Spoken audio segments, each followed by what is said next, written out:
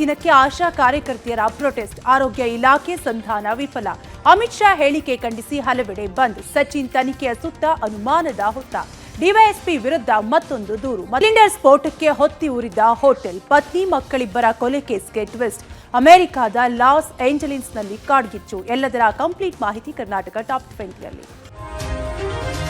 ವಿವಿಧ ಬೇಡಿಕೆಗಳಿಗೆ ಆಗ್ರಹಿಸಿ ಆಶಾ ಕಾರ್ಯಕರ್ತರು ನಡೆಸುತ್ತಾ ಇರುವ ಅನಿರ್ದಿಷ್ಟಾವಧಿ ಪ್ರತಿಭಟನೆ ಮುಂದುವರೆದಿದೆ. ಆರೋಗ್ಯ ಇಲಾಖೆ ಸಚಿವರ ಸಂಧಾನ ವಿಫಲವಾಗಿದ್ದು 3ನೇ ದಿನಕ್ಕೆ ಕಾಲಿಟ್ಟಿದೆ. ಮಾಸಿಕ 8,000 ಬದಲಿಗೆ 9,500 ರೂಪಾಯಿ ನೀಡುವುದಾಗಿ ಸಚಿವ ದಿನೇಶ್ ಗುಂಡೂರಾವ್ ಭರವಸೆ ಕೊಟ್ಟರು. ಆದರೆ ಇದಕ್ಕೆ ಆಶಾ ಕಾರ್ಯಕರ್ತರು ಒಪ್ಪಿಗೆ ಕೊಟ್ಟಿಲ್ಲ. ಆಶಾ ಕಾರ್ಯಕರ್ತರ ಬೇಡಿಕೆ ಈಡೇರಿಕೆಗೆ ಬಿಜೆಪಿ ರಾಜ್ಯಾಧ್ಯಕ್ಷ ಟ್ವೀಟ್ ಮೂಲಕ ಸರ್ಕಾರವನ್ನು ಆಗ್ರಹಿಸಿದ್ದಾರೆ.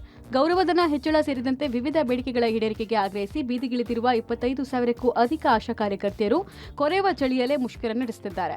ದಪ್ಪ ಚರ್ಮದ ಕಾಂಗ್ರೆಸ್ ಸರ್ಕಾರ ಕಿವಿ ಕೊಡದೇ ಇರುವುದು ಶ್ರಮಿಕ ವರ್ಗದ ಮೇಲೆ ಈ ಸರ್ಕಾರಕ್ಕಿರುವ ಅಸಡ್ಡಿತನವನ್ನ ಸಾಕ್ಷೀಕರಿಸುತ್ತೆ ಅಂದಿದ್ದಾರೆ.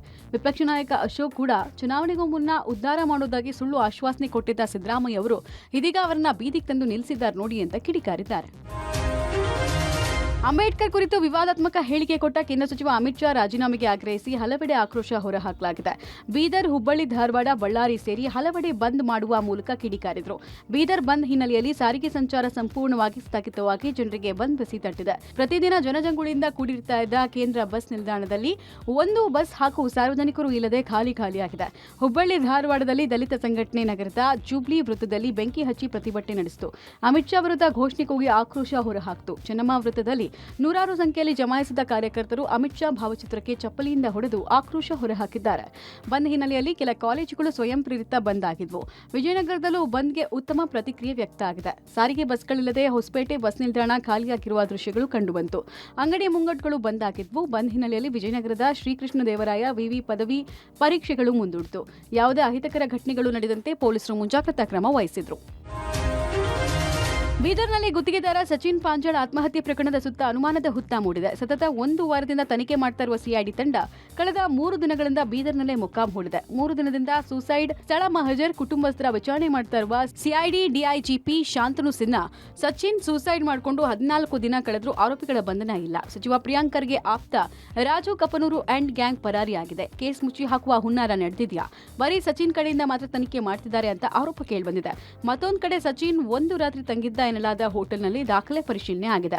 ಇನ್ನು ಸಚಿನ್ ವಿಚಾರಕ್ಕೆ ಸಂಬಂಧಪಟ್ಟಂತಹ ಜಾಡುಗಳು ಒಂದೊಂದೇ ಬಯಲಾಗ್ತಾ ಇದ್ದು, ರಾಯಲ್ ಹೆರಿಟೇಜ್ ಬಾರ್ನಲ್ಲಿ ಊಟದ ಬಳಿಕ ನೇರವಾಗಿ ಲಕ್ಷ್ಮಿ ಇಂಟರ್ನ್ಯಾಷನಲ್ ಹೋಟೆಲ್ಗೆ ಬಂದು ತಂಗಿರುವ ಮಾಹಿತಿ ಇದೆ. ಈಗಾಗಲೇ ಪ್ರಕರಣ ಸಂಬಂಧ ಸಚಿನ್ ಸಹೋದರಿಯರಿಂದ ಕೋರ್ಟ್ಗೆ ಹೇಳಿಕೆ ದಾಖಲು ಮಾಡಿದ್ದಾರೆ.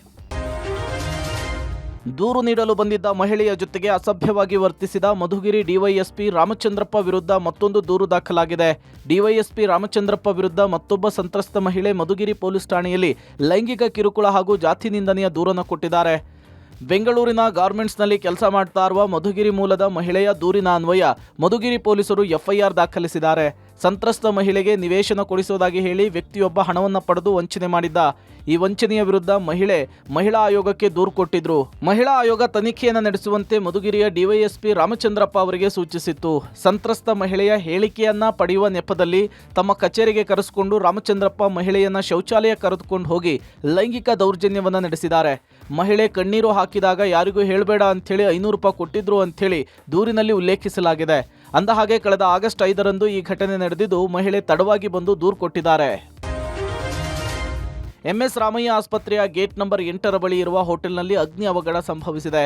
ಗ್ಯಾಸ್ ಲೀಕ್ ಆಗಿ ಸ್ಫೋಟ ಸಂಭವಿಸಿರುವ ಶಂಕೆ ವ್ಯಕ್ತವಾಗಿದ್ದು, ಟಾಸ್ಕ್ ಟೇಸ್ಟಿ ಎಂಬ ಅಂಗಡಿಯಲ್ಲಿ ಅಗ್ನಿ ಅವಘಡ ಸಂಭವಿಸಿದ್ದು ರಾಮಯ್ಯ ಕಾಲೇಜ್ ಕಟ್ಟಡಕ್ಕೂ ಹಾನಿಯಾಗಿದೆ. ಸ್ಫೋಟದ ರಭಸಕ್ಕೆ ರಾಮಯ್ಯ ಕಾಲೇಜಿನ ಕಿಟಕಿ ಗಾಜುಗಳು ಪುಡಿಪುಡಿಯಾಗಿದ್ದು ಗ್ಯಾಸ್ ಸೋರಿಕೆಯಿಂದ ವಾಸನೆ ಬರ್ತಾ ಇತ್ತು ಅಂತೇಳಿ ಅಕ್ಕಪಕ್ಕದವರು ಮಾಹಿತಿ ಕೊಟ್ಟಿದ್ದಾರೆ.